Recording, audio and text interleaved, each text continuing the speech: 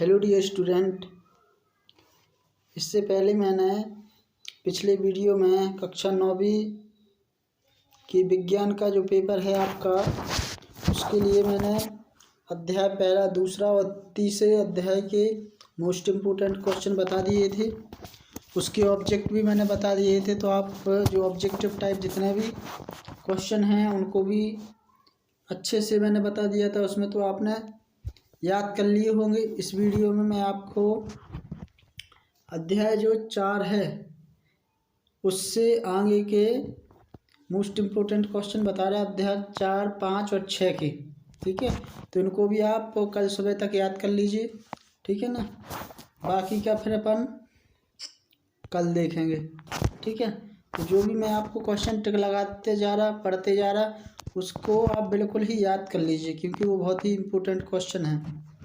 ठीक है ना, तो आज का पहला इम्पोर्टेंट क्वेश्चन देखिए। सबसे पहले तो इस लेसन के क्या देख लीजिए आप, वस्तुनिष्ठ क्वेश्चन देख लीजिए। तो वस्तुनिष्ठ क्वेश्चन देखिए, सही विकल्प, ये आपके विकल्प दिए गए हैं। इनके विकल्प आप अपने मन से टिक कीजिए कि कौन सा वाला सही है। ठीक है ना, उसके बाद में आप फिर यहाँ पर आंसर में जाके मिला लीजिए। नीचे दिए गए देखो उत्तर, पहले का बा है, दूसरे का सा है, तीसरे का दा है। ठीक है, इसके बाद फिर रिक्त स्थान आप यहीं से पूरे पढ़ लीजिए एक बार और इनको अच्छे से याद कर लीजिए। इसके बाद एक वाक्य में उत्तर। ठीक है, इसके बाद अब आप अति लघु उत्तरीय आते जा रहे आ गए। तो इसमें मैं आपको इम्पोर्टेंट बताता जा रहा कि कौन सी आपको याद करना है। वैसे तो जो मॉड्यूल है इसमें पूरे क्वेश्चन आपके इम्पोर्टेंट हैं, आप सभी याद कर लीजिए, लेकिन और फर्स्ट रिवीजन के लिए मैं आपको बताता जा रहा। ठीक है, जैसे आपका पहला आ गया कैनाल किरणें क्या हैं। ठीक है, कैथोड किरणों की कोई दो विशेषताएं लिखिए। इसके बाद मोस्ट इम्पोर्टेंट क्वेश्चन समस्थानिक से आप क्या समझते हैं। ठीक है ना, समभारिक क्या है, इसमें अंतर भी पूछ लेता है वो। ठीक है ना, इसके बाद परमाणु क्रमांक को परिभाषित कीजिए। किसी परमाणु के नाभिक में उपस्थित प्रोटॉनों की संख्या को उस परमाणु का परमाणु क्रमांक कहते हैं। किसकी संख्या को? प्रोटॉन की संख्या को। ठीक है ना, इसके बाद विसर्जन नालिका किसे कहते हैं, चित्र सहित समझाइए। तो ये आपका चित्र दिया गया है, तो इसको भी आप अच्छे से कर लीजिए। इलेक्ट्रॉन, प्रोटॉन एवं न्यूट्रॉन के गुणों की तुलना करना है। ठीक है, कि आवेश कितना होता है, द्रव्यमान कितना होता है, खोजकर्ता का नाम, परमाणु में स्थिति। ठीक है ना, इसका इलेक्ट्रॉन द्रव्यमान दिया गया है, प्रोटॉन का दिया गया है, न्यूट्रॉन का दिया गया है। खोजकर्ता इलेक्ट्रॉन के जे थॉमसन है, प्रोटीन के ई गोल्डिन है और न्यूट्रॉन के जैडविक हैं। ठीक है ना, समस्थानिक की परिभाषा अपन ने ऊपर देख ली, तो आप वहीं से याद कर लीजिए इसको। सिलिकॉन और ऑक्सीजन का उदाहरण देते हुए संयोजकता की परिभाषा दीजिए। ठीक है ना, इसके बाद अध्याय अपना 5 बायोलॉजी है। ये आपका बायो मतलब जीव विज्ञान लग गई यहाँ से। तो जीवन की जो मौलिक इकाई होती है वो क्या होती है? कोशिका होती है। ठीक है ना, तो इसमें आपको क्या क्या पढ़ना, कोशिका, फिर पादप कोशिका, जंतु कोशिका में अंतर, कोशिका की परिभाषा, कोशिका की खोज किसने की। ठीक है, तो इसमें इसके भी आप इम्पोर्टेंट क्वेश्चन देख लीजिए। कोशिका की खोज किसने की?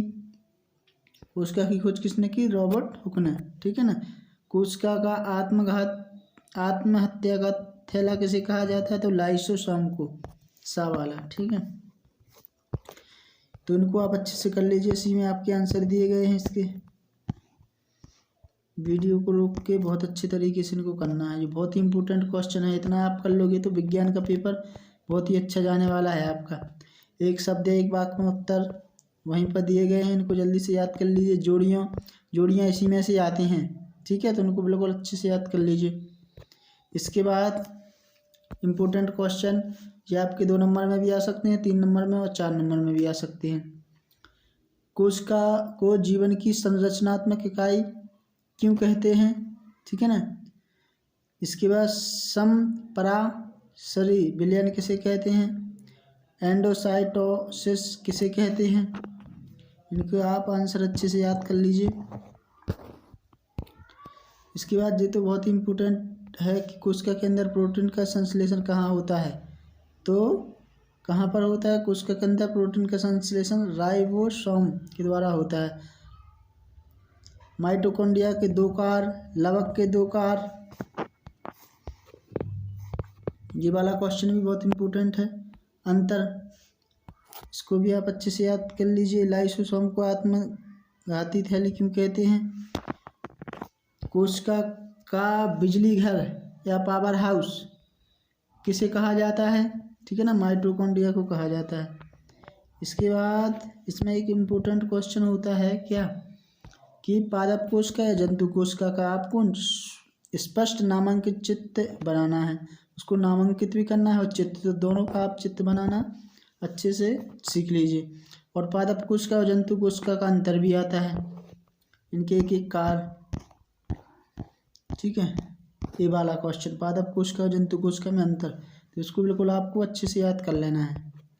इसके बाद अध्याय 6 जिसका नाम है ऊतक, ठीक है, तो इसमें अपन ऊतक के बारे में पढ़ेंगे।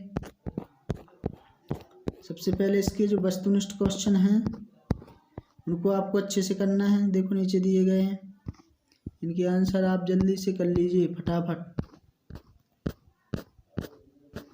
यदि आप 5-10 मिनट का वीडियो अच्छे से देख लेते हो तो आपका बढ़िया जो कोई भी सब्जेक्ट हो अच्छे तरीके से हो जाएगा। कम समय में यहाँ पर आपको ज़्यादा प्रोवाइड कराया जा रहा है, तो बस आप इनको अच्छे से याद कर लीजिए। याद करने का काम तो आप ही का रहेगा, ठीक है ना। तो इनको आप अच्छे से कर लीजिए, सत्य कर लीजिए। ऊतकों के नाम लिखना है, इसमें रिक्त स्थानों की पूर्ति करना है, जोड़ियाँ। इसके बाद अति लघु उत्तरीय क्वेश्चन, ऊतक को परिभाषित कीजिए। कोशिकाओं का समूह जो संरचना, कार्य और उत्पत्ति में समान हो उसे क्या बोलते हैं, ऊतक कहते हैं। एरियोलर ऊतक के कार्य लिखिए। इसके बाद आपका आता है स्टोमेटा के 2 मुख्य कार्य, जाइलम फ्लोएम में अंतर, जो बहुत इंपॉर्टेंट है, ये वाला क्वेश्चन आता है। हृदय पेशी के 3 लक्षण, सरल ऊतक और जटिल ऊतक में अंतर, ये वाला क्वेश्चन भी आता है। न्यूरॉन का स्पष्ट नामांकित चित्र बनाना, इसको बनाना सीख लीजिए, ये वाला क्वेश्चन आता है आपका। बहुकोशिकीय जीवों में ऊतक की क्या भूमिका है, इसको भी अच्छे से याद करना है। तो आज आपको कितने लेसन, 6 लेसन तक अच्छे से याद कर लीजिए। बिल्कुल हर क्वेश्चन को अच्छे से समझना है। यदि आप बड़े क्वेश्चन याद कर लेते हो तो फिर छोटे छोटे क्वेश्चन आपको अच्छे से वैसे ही याद हो जाएंगे, ठीक है ना। तो अभी आप इतना कर लीजिए, और इसके साथ साथ ही जितने भी बच्चे वीडियो देख रहे हैं मेरे वीडियो को लाइक कर दीजिए, सब्सक्राइब कर दीजिए चैनल को, ठीक है ना। और कमेंट्स भी आप कीजिए यदि कोई भी चीज़ आपको समझ में नहीं आती है तो, ठीक है। बाकी का आप अभी याद करते जाइए, क्योंकि टाइम अपना कम है साइंस के लिए भी, तो अपन ज़्यादा टाइम ना लेते हुए सीधा जल्दी से आप पढ़िए, क्योंकि आप ही खुद अपना ज़्यादा से ज़्यादा कर सकते हो, ठीक है ना। कोई भी टीचर आपको ये नहीं याद करके नहीं बता सकता कि आप बिल्कुल मैं याद करके और टीचर ही लिखा है आपके पेपर में, आपको खुद करना पड़ेगा, ठीक है ना। तो सभी बच्चे अच्छे से पढ़ते रहें, 6 लेसन तक कम से कम अच्छे से कर लीजिए। उसके बाद अपन नेक्स्ट वीडियो मिलते हैं, ठीक है ना। Thank you.